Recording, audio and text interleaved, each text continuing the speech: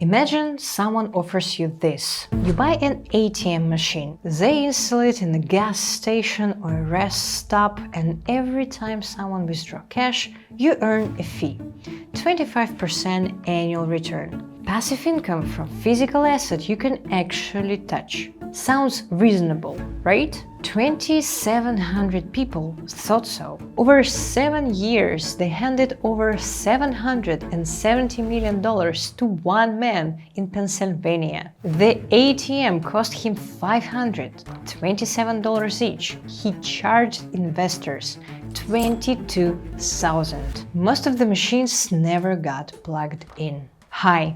My name is Oksana, and I have been in institutional investing for over a decade, managing money for a fairly large scale and working with entrepreneurs who are building long-term wealth. And the pattern behind this fraud is one I see again and again. If you want to better understand investments and finance, subscribe to my channel, Must Invest, like this video, and don't forget to share it with your friends and colleagues. In this video, I'll break down exactly how this ATM scheme worked and give you 5 red flags that would have caught it. 5 checks you can apply to any investment whenever someone asks you for money. And time is money. Let's get started. The business that makes sense. Before I tell you about the man behind this, I need you to understand why ATM investing sounds smart, because it genuinely does. There is a whole category of passive income investing built around physical assets. Vending machines, laundromats, car washes, storage units. You buy the assets, it sits somewhere, people pay you to use it. You collect the fees. The whole appeal is that it's tangible and boring, and in investing, boring is usually good. ATM investing is a real business. People actually do make money operating ATM networks. You buy machines, place them in gas stations and rest stops, charge a transaction fee every time someone withdraws cash, and collect your share. The business model is straightforward, the asset is physical, and the industry is completely legitimate, which is precisely what makes this particular scheme so dangerous. Because when their underlying business model makes sense, your guard comes down.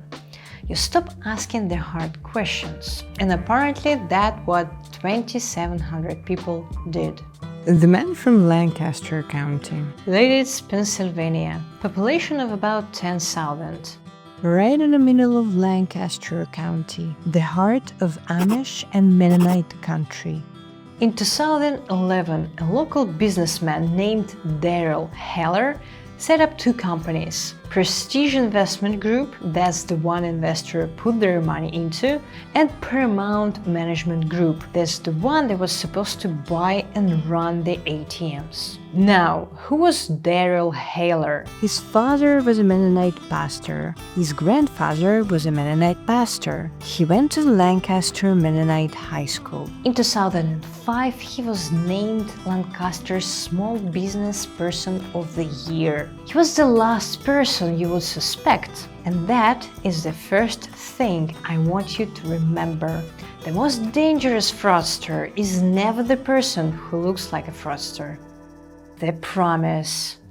Here is the pitch. An investor puts money into Prestige. Paramount uses it to buy ATMs. They place the machines across the country, turnpike rest stops, convenience stores, gas stations. The machines collect transaction fees, and the investor gets a fixed monthly payment, roughly 25% annual return. Let me put that in context. The S&P 500, 500 of America's largest companies, have averaged about 10% a year historically. A savings account gives you maybe 4 or 5%. Someone is promising you 25% from ATM fees in an era when fewer and fewer people even carry cash. And this is the first red flag. When someone promises fixed returns significantly above market from a simple business, ask where the money is actually coming from. Because in this case, the answer was terrifying. The real ATMs. This is what Paramount was actually doing. They were buying used ATMs, many of them broken, damaged, barely functional, for as little as $527 each. Then they packaged them into investor portfolios and sold them at markups of up to 4,200%.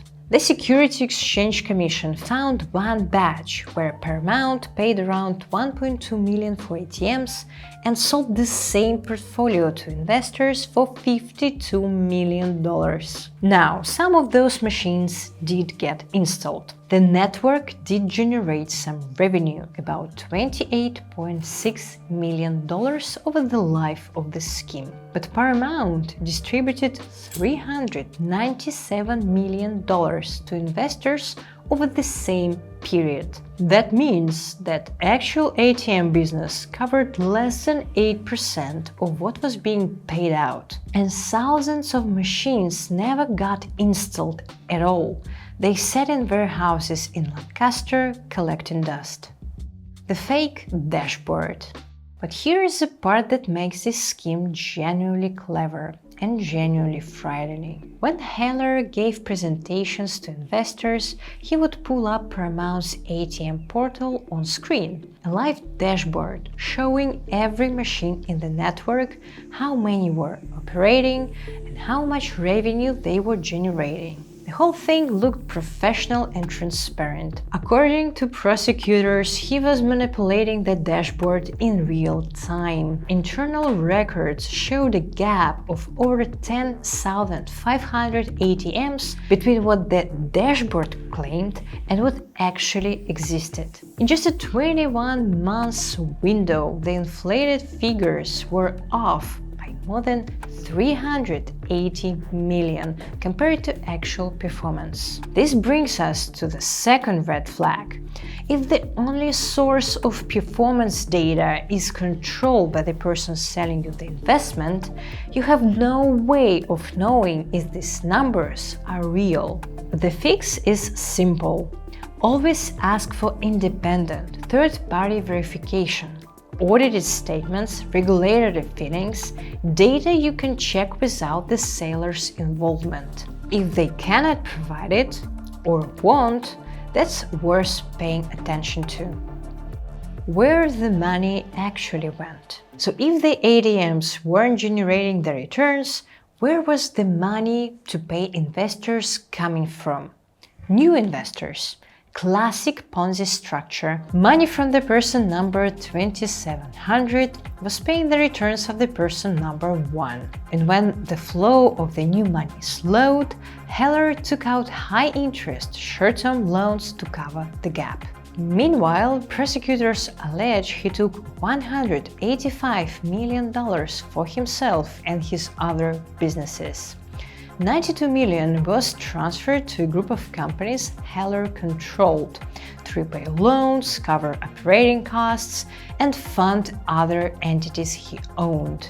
$45 million went to his personal holding company, which he used to invest in various industries and to transfer money to his personal bank account. $27 million went into cannabis operations, including what prosecutors describe as Michigan's largest marijuana growing facility. Nearly $4 million covered a personal tax bill, and $1.5 million bought him a beach house in New Jersey. Tens of millions more went to the fund managers who recruited new investors, essentially paying them a commission for bringing in the next round of money. And through all of this, investors were receiving monthly statements showing their ATMs were performing just fine.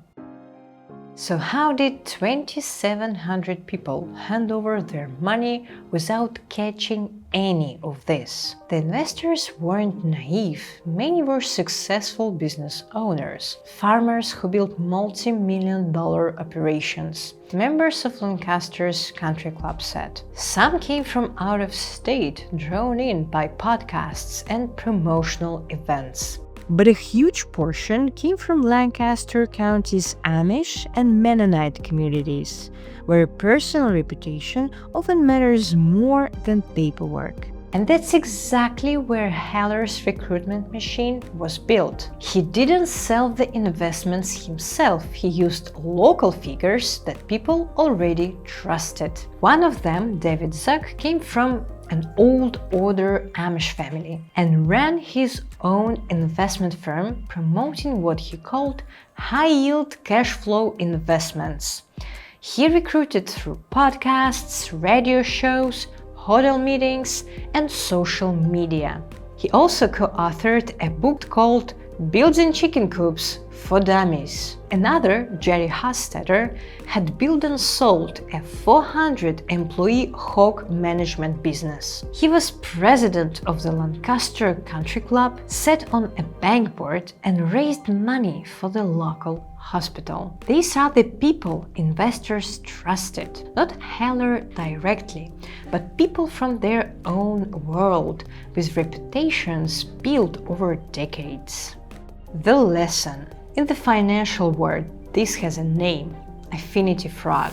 It means reaching people through their community bonds, religious groups, ethnic networks, professional circles. It works because when someone you know and respect is already making money from investment, you are far less likely to ask for documentation. You just go in. So the red flag number 3, you're investing because of who is selling, not what's being sold. To be clear, the blame belongs entirely on the person who exploited the trust, not on the people who gave it. But it's worth recognizing the pattern. The moment you feel uncomfortable asking someone for proof because you don't want to seem rude, that's exactly the reaction this type of scheme relies on. The money stops. Every Ponzi scheme has a very specific moment when everything breaks. It's when the flow of new money slows down because old investors can only be paid if new money keeps coming in. In April 2024, Heller stopped making monthly payments. He told all 2,700 investors that he was arranging a complete buyout to get everyone's capital back. That buyout never came.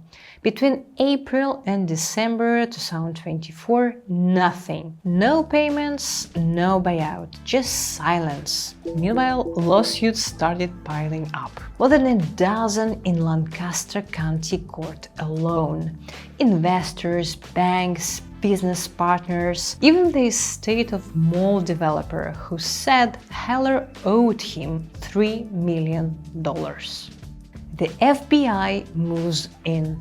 December 5th, 2024. At least a dozen FBI agents showed up at Heller's office at 415 North Prince Street in downtown Lancaster. They spent most of the day inside. In the late afternoon, they walked out carrying boxes. Paramount laid off all remaining staff. The company was done. In February 2025, Heller filed for bankruptcy. In September 2025, the Department of Justice arrested him and charged him with securities fraud and wire fraud. The Security and Exchange Commission filed parallel civil charges.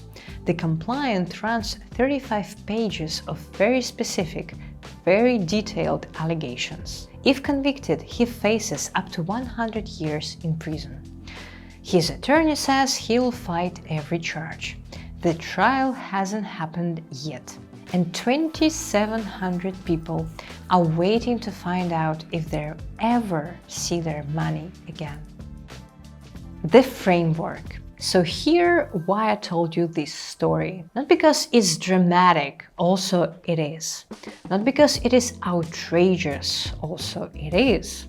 But because every single element of this fraud maps to a specific checkable red flag. And those red flags work for any investment, not just ATMs, not just Ponzi schemes. We've already covered 3. Let me give you the last 2 and then we will tie them all together. Red flag number 4. Your money goes into a structure you cannot trace. In this case, investor money went from Prestige to Paramount, then from Paramount to a web of other companies Heller owned.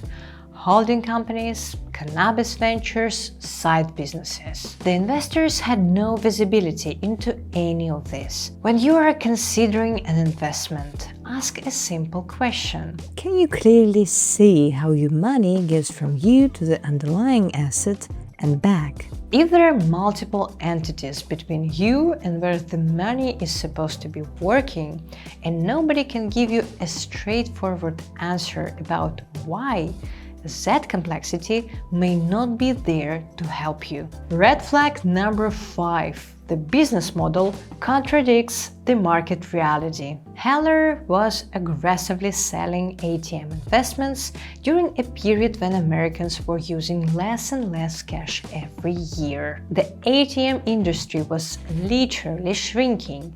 Fewer transactions, lower fees, declining footfall at cash points. A former Paramount official told investigators that he never saw an audited financial statement the entire time he worked there. If someone's speech contradicts the basic trends in their own industry, and they can't explain with data why they are the exception, you have your answer.